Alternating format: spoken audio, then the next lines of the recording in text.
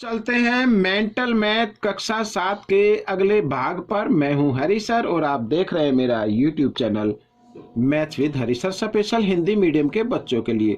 तो बच्चों, यहाँ पर जो मैं मेंटल मैथ आप अपनी स्क्रीन पर देख पा रहे हैं, मेंटल मैथ तो देख रहे हैं, लेकिन मैं मेंटल मैथ में से करा नहीं रहा हूँ।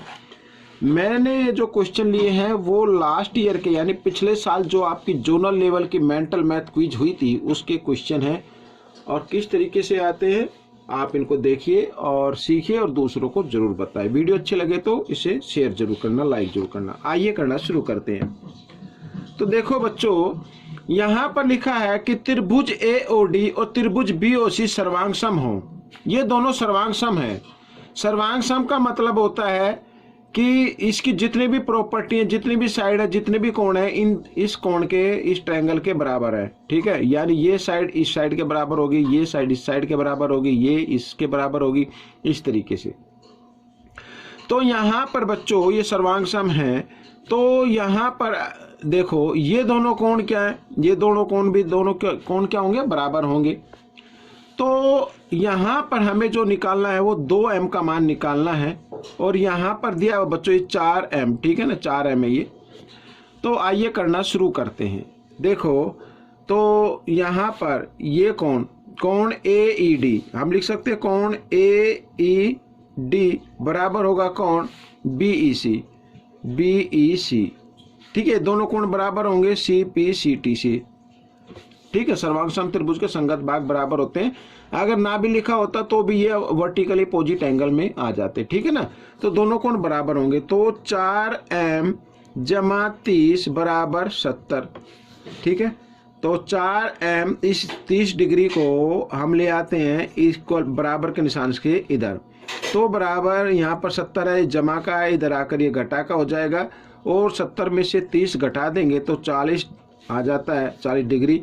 तो m का मान निकाल लेते हैं। तो 40, 4 इधर गुणा में, इधर आकर ये भाग में आ जाएगा। तो 4 से इसको भाग कर दिया, 10 आ गया।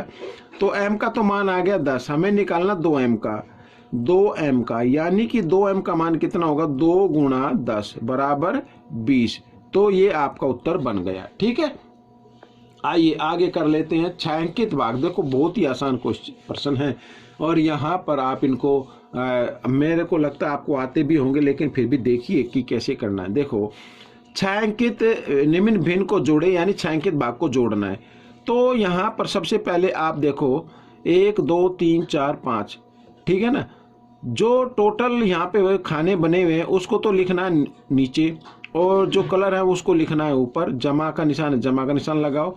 और यहाँ पर कुल खाने हैं 3 और ये है 2, इस तरीके से। ठीक है, आइए करना शुरू करते हैं। तो हमारे पास है 3/5 जमा 2/5। अब सॉरी 2/3 ये आपको एक ध्यान रखना है, जब कभी भी, ठीक है ना बच्चों, जब कभी भी यहाँ पर प्राइम नंबर आए, यानी अभाज्य संख्या आए, ठीक है, जो किसी के पाड़े में ना आती है, वो अभाज्य संख्या आए और 2 ही आए, 1 और 2 इस तरीके से, तो उनको गुणा कर दें आप, तो वही आपका लघुत्तम हो जाएगा। लघुत्तम हम इसलिए ले रहे हैं कि जब भी भिन्न को जमा या घटा करना हो तो उनके हर का लघुत्तम लेना पड़ता है। अब ये तो हमने कर दिया। साथ ही यहाँ पर क्रॉस में भी गुणा कर दे। 3 को 3 के साथ कर दें, 3 3 9 जमा 5 को 2 के साथ कर दें। ठीक है, तो 10 और 9 19/15 ये आ गया बच्चों आपका आंसर। अगर आंसर ये नहीं है तो फिर आप इसको क्या कर सकते हैं, मिश्र संख्या में लिख सकते हैं। यहाँ पर 15 एकम 15, यहाँ पे हो जाएगा 4। ठीक है, ये आंसर आपका होगा। और ये करने के लिए आप हर को क्या कर दे, 15 से भाग करके देख ले। ठीक है, ये आपका आ जाएगा। पूरा नहीं करना है, सिर्फ शेष फल तक करना है। ठीक है, आइए अगला प्रश्न कर लेते हैं। तो बच्चों, इस प्रश्न में देखो भिन्न को जोड़ना है, तो आपको करना क्या है, पहले आपको बराबर खाने बना लेने हैं। यहाँ पर ये जो खाना था ना, इसमें से बीच बीच गया, तो हम इसमें से भी एक इस तरीके से कर लेते हैं। ठीक है, ताकि हमारा आंसर एकदम करेक्ट निकले। तो इसमें भी यही कर लीजिए आप, मैं इसमें भी यही कर लेता हूँ, और आंसर आपका क्या निकल आएगा, जल्दी निकल आएगा। ठीक है ना, इस तरीके से। अब देखो, अब कुल कितने वो गिन लो, 1 2 3 4 5 6 7 8, 8 आ गए ना। तो 8 को तो लिखना है नीचे, और कलर कितने हैं, 1 2 3 4 5, 5 को लिखना है ऊपर, जमा का निशान। इसमें भी 8 है, तो 8 को लिखना नीचे और कलर है 2, इस तरीके से। तो यहाँ पर बच्चों देखो आ गया 5/8 जमा 2/8।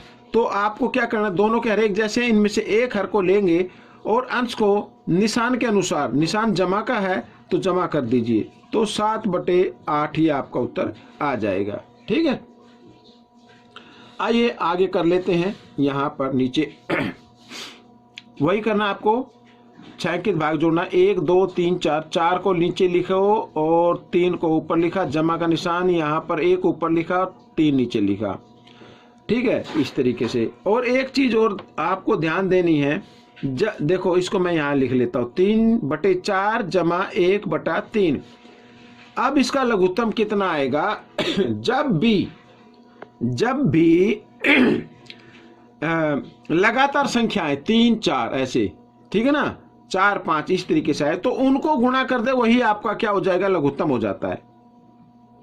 इतना करने के बाद आपको क्रॉस में भी गुणा कर देना है, इस ऐसे, 3 को 3 के साथ, 3 3 9 जमा 4 को 1 के साथ, 4 एकम 4, 9 और 4 13/12। अब ये आपका उत्तर बन गया। अब होता क्या है बच्चों, अगर अंश ज्यादा हो हर से, तो हम उसका क्या कर देते हैं, मिश्र संख्या में लिख देते हैं, इस तरीके से। अब आप कहेंगे सर ये आएगा कैसे, तो आप इस तरीके से अंश को हर से भाग दे ले, 12 एकम 12 यहाँ पर। अब ये जो नंबर बना है ये पूर्ण संख्या में आ जाता है इधर, और इसको लिखना है अंश और ये हर। ठीक है, आइए अगला प्रश्न कर लेते हैं। अब यहाँ पर बच्चों देखो इस तरीके से दिया हुआ है, कंफ्यूज करने के लिए दे दिया, ठीक है ना। अब हमें करना क्या है, हमें यहाँ पर बराबर बराबर बना लेने हैं। इसका तो बन गया ना, इसमें और कर लीजिए ऐसे, इस तरीके से, तो इसमें और कर ले और ये लास्ट वाले में भी कर ले, तभी आपका आंसर एक्यूरेट आएगा। अब कुल खाने कितने हो गए, 1 2 3 4 5 6 7 8, 8 हो गए। 8 नीचे लिखना है, और कलर वाले कितने हैं, 5, 5 को ऊपर लिखना है, 1 2 3 4 1 5। ठीक है, जमा का निशान, 8 नीचे लिखना है, सभी में 8 8 हो गए, तो 3 ऊपर लिखना है, जमा यहाँ पर 8 नीचे लिखना है, और कलर कितने, 5, इस तरीके से। ठीक है, अब इनको कर लेना जमा। तो देखो तीनों भिन्न संख्याओं का हर एक जैसा है, तो इनमें से एक हर लेंगे और अंश को हम क्या कर देते, जमा कर देते, 5 जमा 3 जमा 5, और यहाँ पर हो गया 13/8। अब ये आपका उत्तर आ गया। लेकिन यहाँ पे हम देख रहे हैं कि जो अंश है वो हर से ज्यादा है, तो आप क्या करें, 13 को 8 से भाग कर दे, यानी अंश को हर से भाग कर दे, तो 8 एकम 8, और यहाँ पर घटाएंगे तो आ गया 5। तो ये जो 1 है ये पूर्ण संख्या में लिखना है, इस 5 को क्या बना देना है, अंश, और जिससे भाग क्या वो हर रहेगा। तो ये आपका उत्तर बन गया। ठीक है, आइए आगे कर लेते हैं। अब यहाँ पर बच्चों प्रश्न नंबर हम 29 देख लेते हैं। देखो बिल्कुल आसान है, परिमाप ज्ञात करना है। क्या ज्ञात करना है, परिमाप। अब यहाँ पर साइड देखो किस तरीके से दी हुई है, आमने सामने की भुजाएं बराबर दी हुई है, और आपको तो वैसे दिख रहा होगा ये वर्ग नहीं है, ये एक आयत होगी, क्योंकि आमने सामने की भुजा बराबर होती है। परिमाप ज्ञात करना है, और परिमाप ज्ञात करने का फॉर्मूला होता है 2 लंबाई जमा चौड़ाई। ठीक है, यही होता है फॉर्मूला। तो 2 यहाँ पर लंबाई है आपकी, जो ज्यादा होगी वो लंबाई होती है 7/3 जमा 5/3, इस तरीके से। ठीक है, अब 2 और क्योंकि ब्रैकेट और 2 के बीच में कोई निशान नहीं है, तो गुणा का निशान। हम क्या करेंगे, यहाँ पर ब्रैकेट को हल करना है पहले, तो दोनों के हर एक जैसे, इनमें से एक हर लिया और अंश को निशान के अनुसार हल कर देना है। जमा ना, तो 7 जमा 5 कितना आ जाएगा, 12, ऐसे। ठीक है, अब यहाँ पर बच्चों आप चाहे तो इसको काट भी सकते हैं, इसको काट भी सकते हैं, 3 एकम 3, 3 चौक 12। अब 2 गुणा 4 बराबर आ गया 8, तो 8 सेंटीमीटर यहाँ पर परिमाप आ गया। आगे देख लेते हैं, ये भी ऐसे ही परिमाप ज्ञात करना है।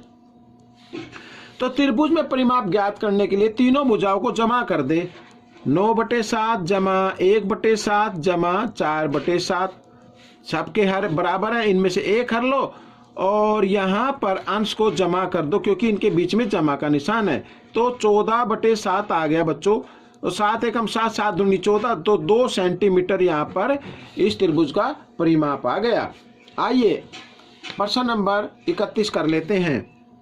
तो प्रश्न नंबर 31 में हमें x का मान ज्ञात करना है, ठीक है ना, x का मान ज्ञात करना है। अब बच्चों मैं आपको एक चीज बताता हूं कैसे ज्ञात करेंगे। देखो, या तो आप इन सबको जमा करके 360 के बराबर रख दें। क्यों? देखो मेरा पेन देखो गोलाई में घूम रहा है ना, तो ये गोल होता है 360 डिग्री पे कोण बनाता है बच्चों। ये जो वृत्त बन जाता है 360 डिग्री पे बन जाता है। एक तो आप वैसे कर सकते हैं, दूसरा आप इसको, ये एक लाइन 180 डिग्री पे होती है, ठीक है ना, तो ये 60 डिग्री का है और ये भी कितने का होगा, 60 होगा।